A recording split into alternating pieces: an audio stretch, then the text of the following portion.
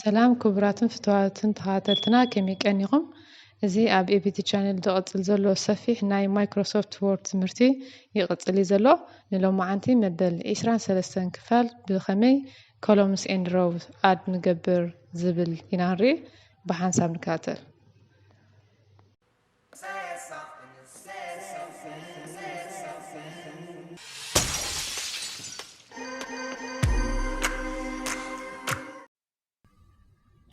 ኣብዚ ንሪኦ ዘለና ብዛዕባ ቴብልስ ከመይ ጌርና ሮውስ ኤንድ ኮሎምንስ ንውስኽ ወይ ከዓ ነጉድል ክንድምስስ ኢና ማለት እዩ። ኣብዚኣ ተሰሪሓ ንሪኣ ዘለና ቴብል ኣብ ሓንቲ ሴል ክሊክ ንገብር መጀመርታ እዚ ኣብዚ ንሪኦ ዘለና ናይቲ ሰብ ዓቐን ማለት እዩ። ንቁመት 0.3 ወይ ከዓ ዊድስ ንጎኒ ከዓ 1.3 ብከምዚ ከዓ ኣብዚ እንዳረኣና እቲ ሳይዙ ክንፈልጦ ንኽእል ማለት እዩ። ካብዚ ቀፂልና ኣብዚ ንሪኦ ዘለና ሌኣውት መፂና ኣብዚ ኢንሰርት ኣባብ ኢንሰርት ቢሎው ኢንሰርት ሌፍት ኤንድ ራይት ዝብል ኣለና። ኣብዚኣ ደሊት ከዓኒ ደሊት ሴል ኮሎምን ሮውስ ቴብል እንዳበለ ከዓ ኣብዚ ድሮፕ ዳውን ከዓ ምርጫ ኣለና ማለት እዩ። መጀመርታ ኣብዚኣ ሴል ክሊክ ይገብር እየ። ኣብዚ ኢንሰርት ቢሎው ዝብል ዘሎ ክመርፅ እየ። ኣብዚኣ ተዘይኮይናታ ተድልየኒ ብጌጋ ንድሕር ኣብዚኣ ገይረ ኣለዎ ኮይነ ናብዚኣ ተመሊሰ ደሊት ኢለ ደሊት ሮውስ ክብል እየ ክትድምሰስ እያ ማለት እዩ። ተመሊሰ ኣብዚኣ ሴል ክመርፅ እየ። ኢንሰርት ብልዕሊኣ ነታ ዝመረፅኳስ ብልዕሊኣ ዘላ እንድሕር ደልየ ኮይነ ከዓ ቢሎው ደይኮንኩስ ኣባብ ዝመርፅ ማለት እዩ። ኣብዚ ከዓ ተመሪፃትለይ ኣላ ማለት እዩ። ኣብዚ ዝኾነ ኣርእስቲ ደይከእትወላ ወላ ካልእ ደይክውስኽ ከዓ ክውስኽ ወይ ክመርፅ ይኽእል እየ ማለት እዩ። ካብዚ ቀፂልና በዚ ንሪኦ ዘለና ኣብዚ ሮውስ ክንውስኽ ፀኒሕና ማለት እዩ። በዚ ንሪኦ ዘለና ከዓ ኮሎምንስ ክንወስኽ ኢና። ኣብዚ መወዳእታ ሪጋ ዘሎ ኮሎምንስ ክሊክ ንገብር ማለት እዩ። ኢንሰርት ራይት ኢልና ከዓ ኣብዚ ንውስኽ ማለት እዩ።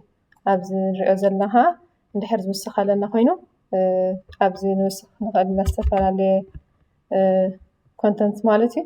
እንድሕር ክንድምስሳ ደሊና ከዓ ኣብዚ ንሪኦ ዘለና መጀመርታ ኣብታ ኮሎምን ንመርፅ ቀፂልና ናብታ ደሊት ትብል ዘላ ከይድና ደሊት ሮው ዲና ወሲኽና ኮሎምንስ ሪኢና ደሊት ኢልና ከዓ ንመርፅ ማለት እዩ። ሕጂ ልክዕ ኣብዚ ምስ ተደምሰሰ ምናልባት እቲ ቴብል ከምቲ ንደልዮ ደይ ክመፅእ ይኽእል እዩ። ፅብብ ዝበለ ክመፅእ ይኽእል እዩ። ኣብዚ ናይ ቴብል ክንገብሮ ንኽእል ለውጥታት ከዓ ኣብዚ ንሪኦ ዘለና ፕሮፐርስ ዝብል ንመርፅ ማለት እዩ። ኣብዚ ፕሪፈርድ ዊድዝ ኢልና ከምዚ ንሪኦ ዘለና ኣብ ናይ ቴብል እቲ ክህልወና ዝኽእል ካብ 80 ንላዕሊ ክሳብ 100 ኢልና እንድሕር ዊድዝ ሂብናዮ ምኻብ ብፐርሰንት ማለት እዩ። እቲ ቴክስት ናትና ከዓ ናበይ ወገን ኣሎ ንፀጋም ወገን ማለት እዩ። ኣብዚ ንሪኦ ዘለና ሰንተር እንድሕር ኢልና ከዓ ሰንተር ክንመርፅ ንኽእል ኢና ማለት እዩ። ኣብዚ ለፍት ኣለና ኦኬ ንብል ማለት እዩ። እዛ ቴብል እዚኣ ሕጂ ቁርብ ንእሽ ኢላ ዝነበረት ሕጂ እቲ ዲፎልት ወይ ከዓ እቲ ዊድዝ ናትና 100 ምስ ገበርናዮ ከዓ ፅቡቅ መፅያ ኣላ ማለት እዩ። ካብዚ ቀፂልና ልክዕ ተመሳሳሊ ምናልባት ብታሕቲ ክንውስኽ ተደሊና ከዓኒ ኢንሰርት ቢሎው ካብታ መሪፅናያ ዘለናስ ንታሕቲ ክንውስኽ ንኽእል ኢና ማለት እዩ። ኣብዚ ቀፂልና ነዛ ንሪኣ ዘለና ኔም ሊስት ትብል ዘላ ኣብዚኣ ንኣብነት ክመርፀ እየ ሰሌክት ክገብረ እየ። ሰሌክት ምስ ገበርኳ ኣብዚ ዝሪኦ ዘለኹ ሕብሪ ፃዕዳ መሪፅ ኣለኹ። ካብኡ መሪፀ ካቲለ ከዓ ኣብዚ ክእትዋ እየ። ኣብዚ ፔስት ክብላ ክእል እየ። ኣብ ዝተፈላለየ ሕብሪ እንዳመረፅኩ ንኽእል ማለት እዩ።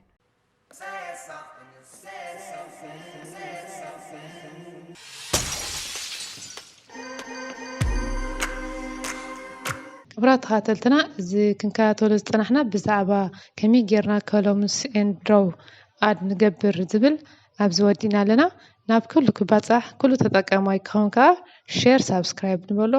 ኣብ ቀፃሊ ብተመሳሳሊ ትሕዝቶ ክሳብ ንረኸብ ሰላም ቅና